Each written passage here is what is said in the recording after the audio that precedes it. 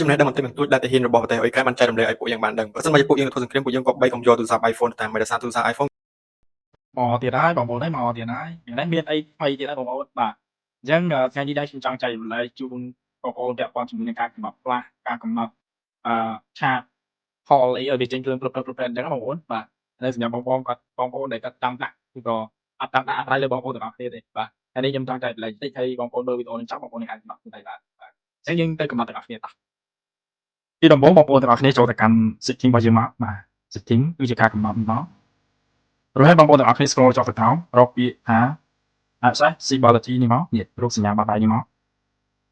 ចុចទៅនឹងហើយបងប្អូន scroll ចុះទៅក្រោមចុះទៅក្រោមមកអុកឡើងលើចុះទៅក្រោមមកបងប្អូនចុចពាក្យថា audio and visual បងប្អូនរកពាក្យថា audio and visual នេះមកបាទនេះរូបសញ្ញាសំឡេងផ្នែកនេះមកបងចុចលើហ្នឹងមករួចហើយបងប្អូន scroll ចុះទៅក្រោមទៀតមកបងប្អូនរកពាក្យថា LED platform alert នេះរួចហើយបើសិនជាបងឬជាបងទាំងអស់គ្នាដែលនៅប្រចាំការនៅពងវា3អញ្ចឹងណាបងពលទាហានដែលការពារទឹកដីរបស់យើងបើសិនជាបងចង់បើកឬក៏បងចង់បិទអីគ្រាន់តែបងតិចបិទហ្នឹងមកវាបិទអូតូម៉ាទិកហើយសម្រាប់សារសម្រាប់ call អីអានេះអាស្រ័យលើបងកំណត់ខ្លួនឯងដើម្បីការពារសុខភាពរបស់ខ្លួនឯងហ្នឹងណា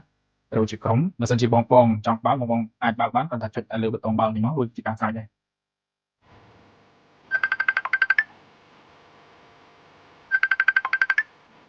តែប៉ុណ្ណឹងមករួចការស្រេចបើសិនជាបងចង់ដាក់ឬក៏បងចង់បិទចឹងណានេះគឺជាពលិសម្រាប់ខ្ញុំចែកជូនចែកផ្នែកជូនចឹង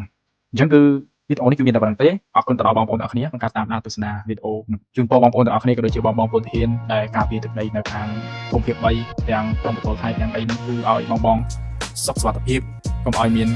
ឧបទ្រពទាំងឡាយមកបៀតបៀនមួយវិញទៀតបងថែរក្សាសុខភាពនៅតំបន់ព្រៃអញ្ចឹងណាបងអញ្ចឹងគឺវីដេអូនេះគឺមានតែប៉ុណ្្នឹងទេអរគុណទាំងអស់គ្នាបាទអរគុណច្រើនអរគុណសូមជម្រាបលា